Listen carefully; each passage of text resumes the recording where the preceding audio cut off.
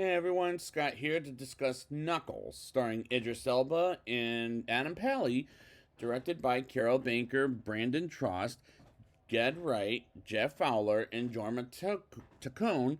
And before I get into this review, I must say, there is a Sonic the Hedgehog 3 coming, but it's not until December, in Christmas time. That's why I, at the beginning, put up leading up to Sonic the Hedgehog 3, because there's a third one coming out this Christmas.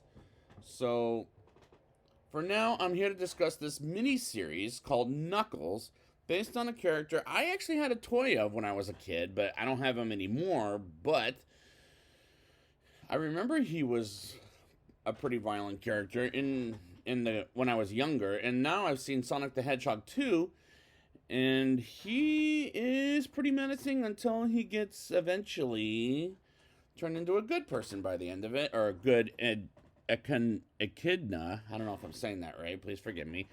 Let's just get straight into the movie or the show, I should rephrase that, because this is a mini series. We open with Knuckles the Echidna, returning voice of Idris Elba, training his speed, strength, and his warrior skills, and we sort of recap from the second Sonic the Hedgehog movie, as he lives with the household of Tom Wachowski, who was James Marsden, who's not in this show, but his wife Maddie, returned by Tika Center, is, as Knuckles sees is leading to believe there's some people breaking in when really they're just working on the yard, and beats them as Sonic, returning voice of Ben Schwartz, and Tail, returning voice of Colleen, let me see if I'm saying this right, O'Shaughnessy, something like that, I forget. Forgive me if I said that wrong, is living with them, as well as Sonic having a talk with Knuckles and tells him to relax and make himself a home, as Knuckles meditates and makes a mess of the living room with the chair out of it and makes an enemy out of the mailman,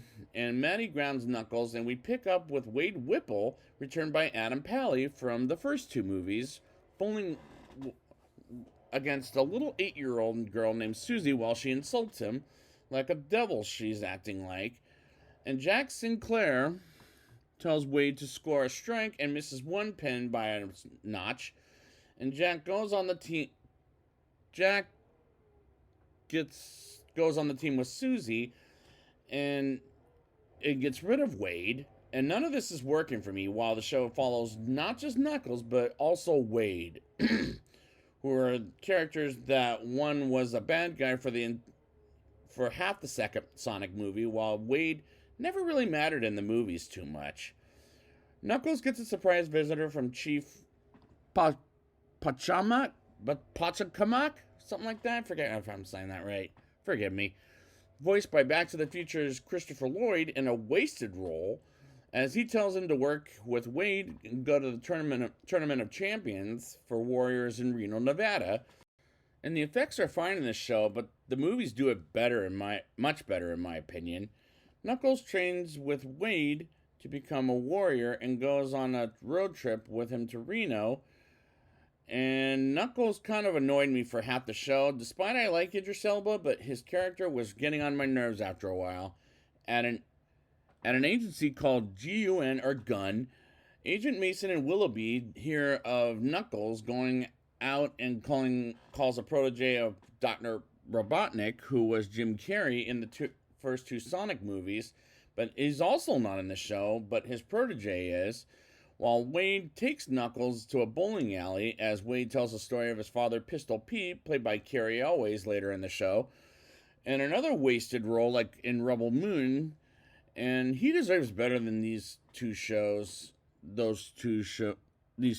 just reviewed recently, until the Agents of Gun comes in and fights Knuckles as they try to take his power, and they capture him. And this was rather baffling to me, and I don't like these two as the protagonists of the show, as one doesn't matter and the other one is pretty one note. The Agents of Gun takes Knuckles into a cabin of some kind, while Wade follows behind and tells himself he is prepared, as he's not, while saying a cheesy line from the first Bad Boys film where Will Smith says, "Don't ever say I wasn't there for you." And Knuckles is trapped in a box as Wade figures out a plan to get Knuckles out of the box and their hideout in the most unrealistic way possible, as that was stupid. And the plan doesn't come to life like the way he imagined it, which is a bad writing, as it is on the show. As this show is badly written, in my opinion. Wade's plan starts so far like he's an imbecile, and it doesn't work out so far while he gets in the cabin and hides himself in an unconvincing way. And I must say, while Agent Mason steps on a some soft, squeaky penguin toy or whatever and attacks Wade until his mother calls him and he tells him he's busy and eventually hangs up and Wade gets out of his captivity, and which completely unnecessary, by the way, and goes up to Agent Willoughby and points a gun to Wade, and he gets Knuckles out of the box and blows up evil Uma Thurman, Agent Willoughby, which is what Wade called her at one point, aka, yeah, you get my point. And they glide out of the cabin and make a landing and steals a truck of some kind. And this is badly told for 6 episodes. They have some hot dogs and listen to music of some to celebrate their victory, and learns Knuckles and Wade are wanted fugitives. And how does that happen? As it just shows up on, and the way it just literally shows up doesn't make sense. And he comes to his mother's house and leading to the next episode, as none of this made any sense to me. Wade and Knuckles meet his mother, Wendy, played by Stalker Channing. What are you doing here? And his sister, Wanda, to stay in the house, as Wanda really got on my nerves after a while, as these characters did from episode to the final one to the final episode, which is a shame from someone who was entertained by the Sonic movies. But this isn't as entertaining as they were. At the dinner table, Knuckles acts obnoxious by burping and acts nicely to Wendy, while Wanda picks a fight with Wade, and Wendy has had enough of it, as do I at one point. Wanda sticks a fork in Wade's arm, and she's the most pathetic character in the whole show, as she acts like a stinking child.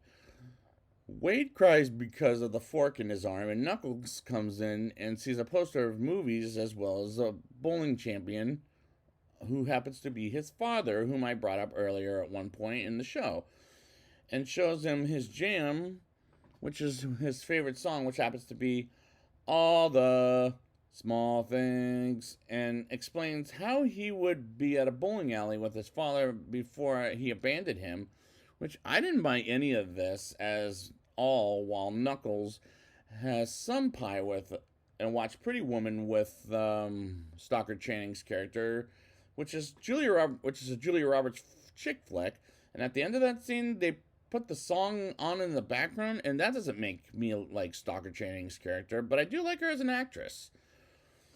Some evil men break into the house as Wade hits a bad guy, and Knuckles comes in and punches him out of the house next door, and Wanda gets attacked by a guy with chains, and despite she's in the FBI, she acts all cowardly until Knuckles saves her booty. And Wendy says a line from the original RoboCop, "Your move, creeps," but with the S at the end, which was a minor difference, and beats up on the bad guys, which with Knuckles. And this fight scene was pathetic, as was this episode. Wade wakes up and has a pleasant morning until he gets captured by Jack from the bowling alley and traps him in a cage, and eventually Wade escapes from captivity thanks to Chief Pachacamac going to the bowling alley and acts like Knuckles on a stage play at the bowling alley and act like a musical. And am I dreaming, or is this a bad musical? Because it sure as heck looks like it, as I don't like this episode because it makes no sense, as it looks bad. And I don't like musicals in general. And if you've heard my review of Annie, or maybe a couple of musicals here and there, I don't do too much in the show, but if you know, I made it a couple of exceptions, but yeah, it was hard for me to get into the music, I will say. He walks out of the bowling alley and wakes up in the cage and learns he has to use his fists, and as it shocks him, and I don't know if he learned anything at that point. That's what doesn't really matter to me. And he continues the story with more of the bad musical choreography, and he does learn his powers and gets out of the cage and challenges Jack to a duel for his sweet jacket, and tells him he needs a vehicle in order to for the duel to progress, and Wade borrows a bicycle and cuts Jack's hair and takes his jacket, the vest, and his shirt. And Jacket runs away while Wade comes back to his mother's house. And none of this felt realistic, as it was so unconvincing. And Wade, Knuckles, Wendy, and Wanda are on the road to Reno.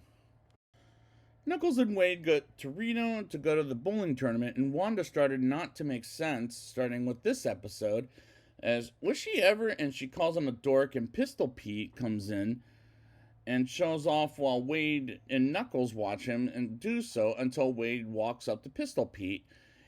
That's Carrie Elwes' character, and talks with him, and the way he's talking to him is a complete groaner.